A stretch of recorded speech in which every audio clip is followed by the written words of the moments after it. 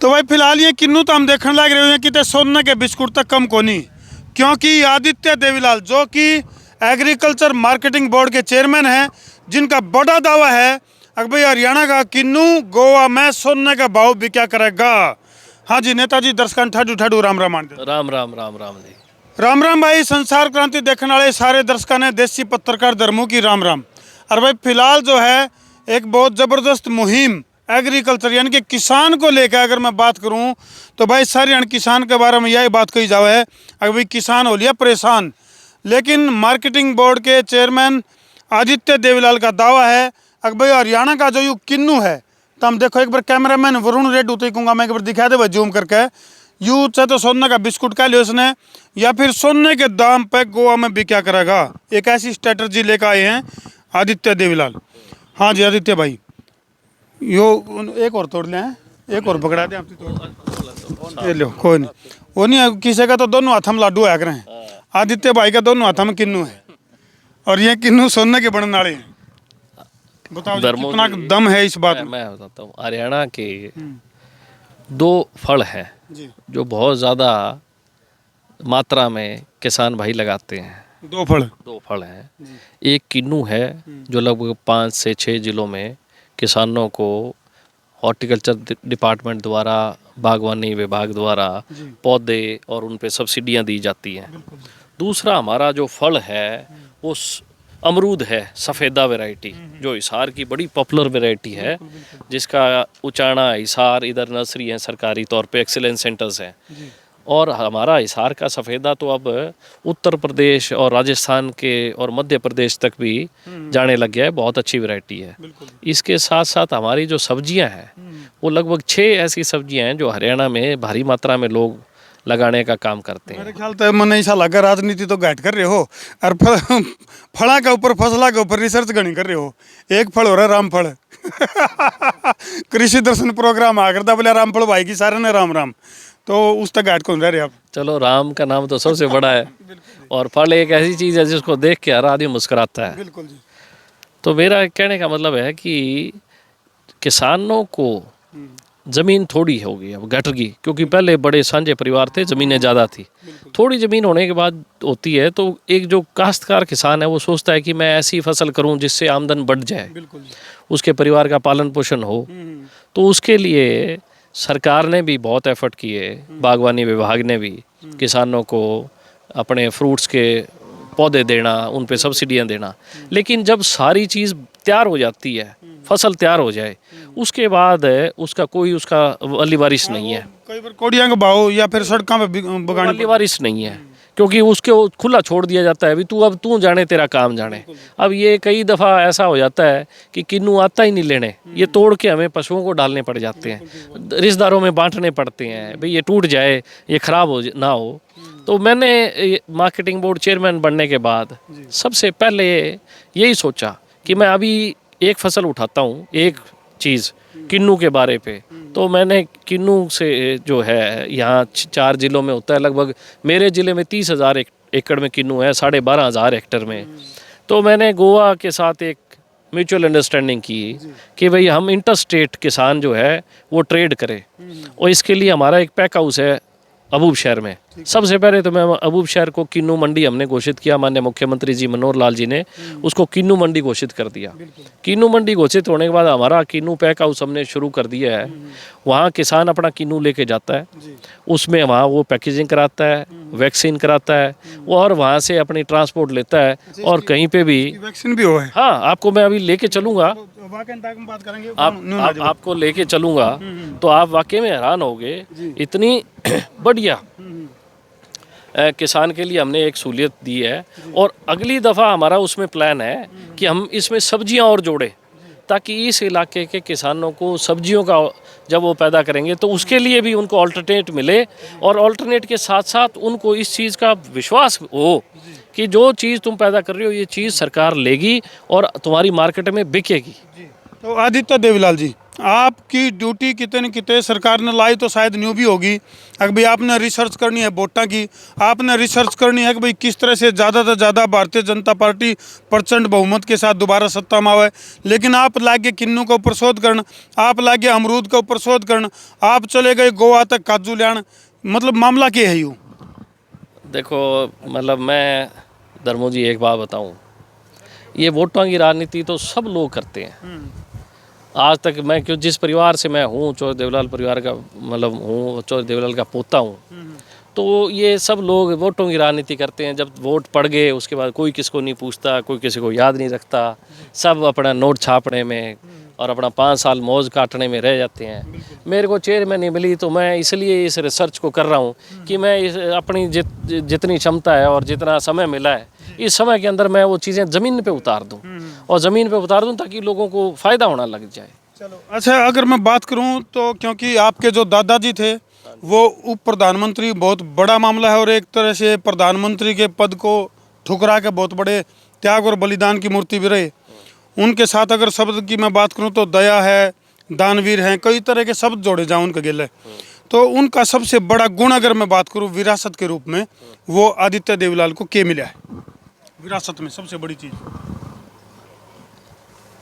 कभी पैसे के हाथ नहीं लगाना और लंगोट का सच्चा रहना और झूठ नहीं बोलना। बड़ी बात, ये आपको विरासत में सबसे बड़ी दौलत है। मैं ये मानता हूँ कि झूठ नहीं बोलना, अगर काम हो सकता हो तो उसकी हाँ भर के उसको कहना तेरा काम करो, नहीं हो सकता तो उसको रास्ता सही बताना, उसको कभी भरोसे विश्वास में उसको ख़त्म मत करना, उसकी उम्मीद को मत तोड़ देना। दूसरा कि जब भी मौका हो किसानों के लिए काम करना। मैं 24 घंटे किसान के बारे में सोचता रहता हूँ। मैंने इसी छोटी सी बात को और बड़ा करूँगा।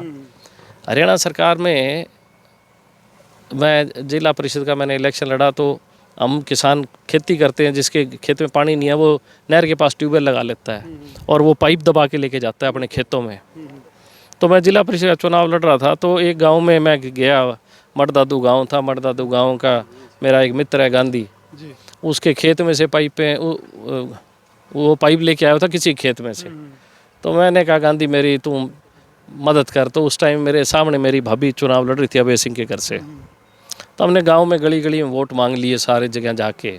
शाम को जब पूरा गांव कवर करके डोर टू डोर में गांधी घर बैठा चाय पी रहे थे, तो गांधी ने एक बात बोली, मेरे को कहता तू जीतू हारू तेरा पता नहीं, पर लोग दलिए मेरी पाई पट देंगे।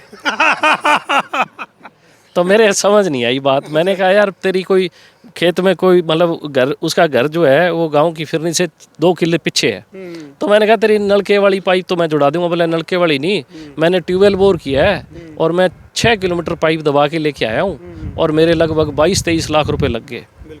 तो जब उसने 22-23 लाख रुपए बताए तो मैं उसको जोड़ने लग गया बैठ के। मैंने कहा गांधी कहाँ से लाया पैसे? बोले आड़ती से। मैं कहा तेरे पैसे 10 साल नहीं उतरेंगे। बोला नहीं उतरेंगे। मैंने कहा यार तेरी लड़की ब्याहने वाली होगी तो यार ये तो तेरे पे कर्जा रहेगा। तो मेरे दिमाग में ये बात थी। मैं इलेक्शन जीत गया, सारे लोग राजी, मतलब मेरे पास चीफ मिनिस्टर साहब का फ़ोन आया, सब लोग खुश, क्योंकि उस time Abhay Singh Chautala opposition leader थे। मेरे चिंता थी, मैंने कहा गांधी की पाइप ना उखाड़ दे। नहीं मैं सच्चाई बता रहा हूँ। तो मैं चीफ मिनिस्टर साहब के पास गया मिठाई लेके, वो खड़े होके मेरे उन्होंने जफ्फी डाल ली, मेरे से मिले। मैंने कहा कमाल कर दी तूने यार, तूने बहुत बड़ा काम किया। मैंने कहा जी मेरा एक छोटा सा काम कर दो। मैंने क्या? मैं कहा जी गांधी की पाइप उखाड़ेंगे, ये कानून हाँ मैं कानून बना दो जी। मैंने उनको तो ऐसे कहा, मैंने कहा जी देश 47 में आज़ाद हो गया था लेकिन गाँव का किसान आज भी गुलाम है। तो उनने कहा मैं समझ नहीं आया क्या कह रहा है। मैंने कहा जी गाँव का किसान गुलाम है। क्यों? मैंने कहा जी जब भी पंचायत के इलेक्शन आते हैं ना तो राजनीति ये होती है, एक तरफ बलवंत सिंह खड़ा है और एक तरफ कोई और सज्जन सिंह खड़ा है। तो वो पाइपलाइन किसी की जा रही हो तो वो कहे भी लोटा लूण करो, तो आदमी को अगर लोटा लूण करके वोट डालने पड़ते हैं कि नहीं उसके पाइप उखाड़ देंगे। तो मैंने कहा जी ऐसा कानून बना दो कि ये पाइपलाइन वाला सौदा ख़त्म हो जाए, उखाड़ने वाला। तो उन्होंने मजाक में मेरे को कह दिया तू ही बना ला। तो जी फिर भाग दौड़ करके चलो वो कानून हमने बनवाया। और 2018 में विधानसभा सेशन था, जिस दिन अभय सिंह चौटाला ने करण दलाल की आपस में लड़ाई हुई, तान हुई थी बिल्कुल। उस दिन 26 नंबर एजेंडा था राइट ऑफ वे एक्ट का, कि हर किसान को किसी भी खेत के अंदर से वो पाइपलाइन ले जा सकता है, उसको कोई पाइपलाइन ले जाने से रोक नहीं सकता, उसकी कोई पाइपलाइन उखाड़ नहीं सकता। ये कानून मैंने 2018 में माननीय मुख्यमंत्री जी द्वारा पास कराया था किसानों के हक में। बहुत बढ़िया। अच्छा आदित्य भाई, अभी टाइम बहुत कम है आपके पास, क्योंकि सरकार दोबारा बिरानी आओगी कि नहीं आओगी, ये यक्स पर्सन है ये, क्योंकि ये तो उसके भविष्य के गर्भ में है। वक्त कम है और एग्रीकल्चर बोर्ड के चेयरमैन होने के नाते ऐसा कौन सा बड़ा काम आप किसानों के लिए और करोगे? एग्रीकल्चर मार्केटिंग बोर्ड के अंदर जो किसान मजदूर एक्सीडेंटल क्लेम्स हैं, उसमें कोई भी सदस्य किसान काम कर रहा है, खेत में काम कर रहा है, उसकी डेथ हो जाए तो उसे 5 लाख रुपए मिलते हैं। उसमें कई चीज़ों में खामियां हैं, प्रॉपर किसानों को उस चीज़ का लाभ नहीं मिल पा रहा, क्योंकि ये कानून पिछली सरकारों से चलता आ रहा है। इसमें मैं बदलाव करना चाहता हूँ कई चीज़ों में, और अभी हमारी 27 तारीख को बोर्ड की मीटिंग भी है। उस मीटिंग में भी मैं ये चीज़ रख के और उन तमाम खामियों को दूर करके ऐसे पक्के कानून बन जाएं जिससे किसान को लाभ मिले। चलो अच्छा आदित्य भाई, एक मोटी मोटी भाषा में थोड़ा किसाना न्यू जरूर बता दो, क्योंकि ये जो खिन्नू है नी, जब यू पक जे है तो किसान की चिंताएं बढ़ जे हैं। अगर भाई यू क्यों कर तो गोवा पहुँचाया जाओगा, सरकार की तरफ से क्या योगदान होगा, थोड़ा मोटा मोटा फार्मूला किसान वाली भाषा में, देसी भाषा मान दो। थोड़ा हिंदी बोलूँ बागड़ी बोलूँ? बागड़ी आन दो। मेरा पहली मार्केटिंग बोर्ड के चेयरमैन बहुत से लोग रहे, एक्स मिनिस्टर्स, एमएलएज, बहुत बड़े बड़े अधिकारी।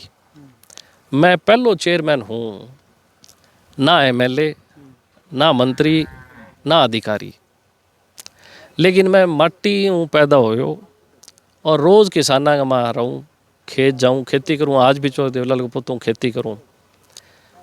मैं यह मानूँ किसान ने डर लगे जब बिंगी फसल तैयार हो जाए कि वो बेचे को कट्ठे जाके, और बिंगो डर 2 चीज़ा हुआ है कि मैं मंडी में लेके जाऊंगा तो मेरे कन ट्रक को नहीं, और अगर ट्रक किराए पे लेके जाऊंगा तो उसका किराया भाड़ा बहुत है। तो ये फैसला सरकार से हमने करवाया कि जो किसान भाई किन्नू अबूब शहर पैक हाउस से लेके जाएगा उसको किराया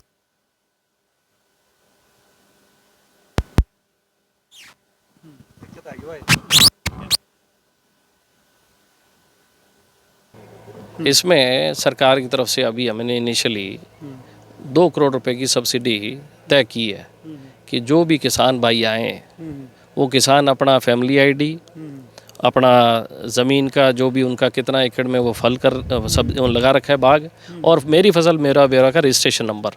उसके बाद यहाँ से जब जहाँ वो जिस मंडी में बेचेंगे वहाँ से उनकी ऑनलाइन ट्रांजैक्शन उस आड़ती से हो और उस आड़ती का जे फार्म हो। वेबसाइट हैंग तो नहीं पाओ? ना कोई नहीं, वो यहाँ ला के कागज जमा करा दे।